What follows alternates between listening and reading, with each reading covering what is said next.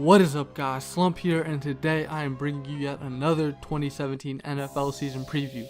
Today we're going to be taking a look at a team that is always a playoff contender. Yes, okay, the Minnesota Vikings have been challenging many teams in the NFL these past couple years, and I believe they will continue to do so. Now, last year, it was a bit of a cursed season. The Minnesota Vikings had the best start in the NFL, starting off the season 5-0, but after their bye week, couldn't find any ground and just collapsed completely. They finished the season going 3-8, ultimately giving them an 8-8 record. Just despicable. A lot of you might be wondering, how did they do this with Teddy Bridgewater gone basically before the season even began? Well, this team's defense is just that good. Also note that they did give up their first round pick to ultimately get back a quarterback that was kind of worthwhile, okay? Looking back at it, I don't hate it at all, especially with who they were able to get in round 2. But yeah, guys, this is my 2017 NFL season preview for the Minnesota Vikings. Now, I'm gonna be straight up. Losing Teddy B set off the biggest bomb of injuries for the Minnesota Vikings. The second he went down, nothing was gonna get better. Even with Sam Bradford, this team looked like it could manage a double-digit win season. Now, listen here, okay? With their quarterback situation, I don't hate like most other people will. Sam Bradford is not a typical backup quarterback. He is amongst the top 22 quarterbacks in the NFL, so show him some respect. Yes, he's not going to be a quarterback that throws for 4,500 yards. Yes, he's not going to get these receivers to the Pro Bowl, but what he does for this team is underrated. He tries to keep them in ball games, and that's all that matters. Yes, Teddy Bridgewater, if he comes back, okay, because we already know he's on the pup right now. If he comes back, he's going to have to compete, because taking the job back from Sam Bradford is not going to be an easy task. But all in all, Teddy Bridgewater would be the better quarterback to roll with come the playoffs.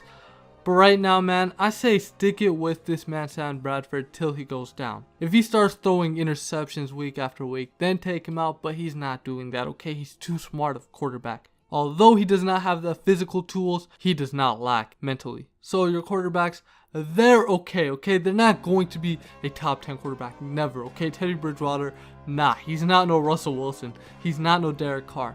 Keep him out of here. But he is going to be a top 20 quarterback when he comes back fully healthy, and that's all the Vikings can hope for with the beastly defense they have. The running backs, in my opinion, are strength. Yes, you guys lost Adrian Peterson, okay? Good.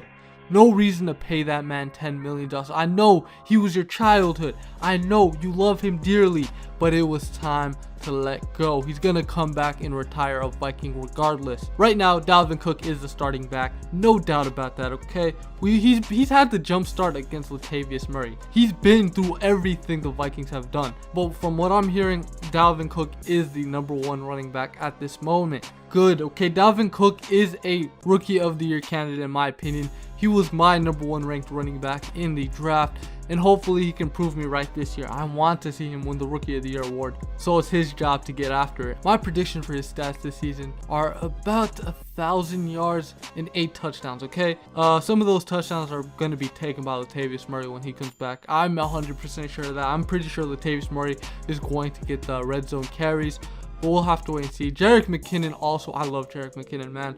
He has talent, it's just that he hasn't been consistent. He's good as a backup, so let's see how he does in that role. The wide receivers, I'm kind of upset, man. I hate watching talent just get wasted. Stephon Diggs, who has the potential to be a top 15 wide receiver statistically, rotting away because he has a ton of game managing quarterbacks on the team. Adam Thielen emerged, okay? He was a reliable weapon last year. The player that I have a problem with is Laquan Treadwell. I don't know what's holding him back, honestly. Is the playbook too hard for him to memorize? Is that what's going on? Because we all know he has the talent to actually perform. I don't know why he's being held out for so long. Hopefully he can see the field this year so you guys actually don't have a bust on your hands. Also, I want to know, Michael Floyd is currently suspended. I can see him making an impact for the Minnesota Vikings once he comes back. Your tight ends, very solid position, okay? The tight end and the running backs Those are the only two positions I actually value for this team in fantasy football. If this man, Dalvin Cook, can actually get most of the carries. But Kyle Rudolph, okay? Kyle Rudolph is one of those underrated tight ends, but week in, week out, he gets things done. Take him in fantasy if you luck out on Tyler Eifert or any of the top 5 tight ends in the NFL. Bucky Hodges is somebody to also look out for next season. Now let's talk about your offensive line. In my opinion, your offensive line really won't be that great. Now, I'm not saying the players on this line are not good, okay? I love Pat Elflein. I love Riley Reef coming over from the Detroit Lions. Something about this NFC North is that you guys constantly just swap linemen. I don't get it, but hey, Mike Remmers is also coming over from the Carolina Panthers, as you guys lost Khalil this free offseason. Good, okay? He was, man, he's gonna get Cam Newton decapitated. I'm sorry to say this, but all in all, like, the starting linemen on this team are okay.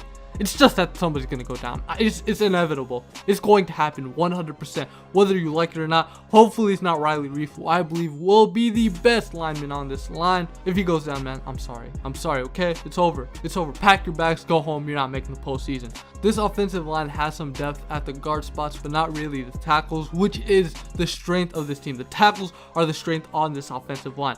And if one of those two guys go down, say goodbye. Now, let's talk about your defense real quick, okay?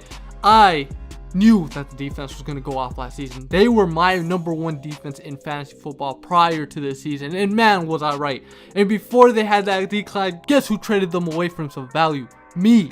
I know what I'm doing in fantasy football. Every team needs these linebackers, man. These two guys are beyond athletic, and not only that, they know what they're doing. Like, you know, Ryan Shazier, his rookie season, he looked like a complete fool, but now he got into things. He's improved. Same with Anthony Bahar. These guys wreak havoc, okay? However, there's not much depth in the linebacker core. I like Ben Gideon, but outside of him, man, I don't like the backups on this team. The cornerback spots, Xavier Rhodes is a top 5 cornerback in the league. We saw Trey Waynes, just like his brother Melvin Gordon, go off last season. They showed vast improvements, and I like that. I also like Terrence Newman, and even the backups really aren't bad guys. Marcus and McKenzie, I like those two guys as well. The cornerback spot, in my opinion, is elite, and not only that, you guys have some depth there. The defensive line, now, I'm going to say this. Your ends are the best ends in all of football. Everson Griffin and Danielle Hunter, in my opinion, are the best duo in the league, okay? I'm not talking about, like, you know, Jadeveon Clowney. I view Jadeveon Clowney as an outside linebacker till this day. So right now, you guys have the best duo of defensive ends. Good. Not only that, the interior of the D-line is also solid. Like, when Sharif Floyd comes back, it's going to be ridiculous. I also do love Linval Joseph and Dayton Jones, so good, okay? This defensive line, #1 in the NFL. The most complete defensive line in the league. Now let's get back to the secondary, okay? The safeties, Harrison Smith, a top 5 safety. I don't know why people disagree with me on that, but he is. He is both a hitman and a ball hawk, something that you rarely see, honestly. The only other guy that comes to mind is Earl Thomas. So, I mean, like, he can create turnovers regardless. Okay, this man, Harrison Smith, the rest of the safeties, in my opinion, are alright. I mean, there's not much depth here. If Andrew Sendejo even goes down, then you guys are in trouble. But let's hope that's not the case. So, put it lightly, guys, this defense is elite. However, it cannot sustain many injuries to any other position but the secondary. Offense, though, you know, you're working with a little something, okay? If a player goes down, y'all are still solid. Y'all have backup that can produce as much as a starter, so that's a good thing, okay? Even though you guys don't have a great offense, this offense can remain consistent and get you to double-digit wins if everybody stays healthy on the defensive side of the ball and the tackles stay healthy for this team. Now, looking at your schedule, okay? We obviously know about the 6 games played against the NFC North opponents. The Lions, I don't see them as a huge threat this season. The Packers, obviously gonna at least split with you guys this year. And the Bears, who have Mitchell Trubisky, who looks solid in his first game, but there's no way with his supporting cast, even if he was the next Peyton Manning, there's no way they'd have a winning season. So that's a good note. I believe I have you guys going 4-2 in your division.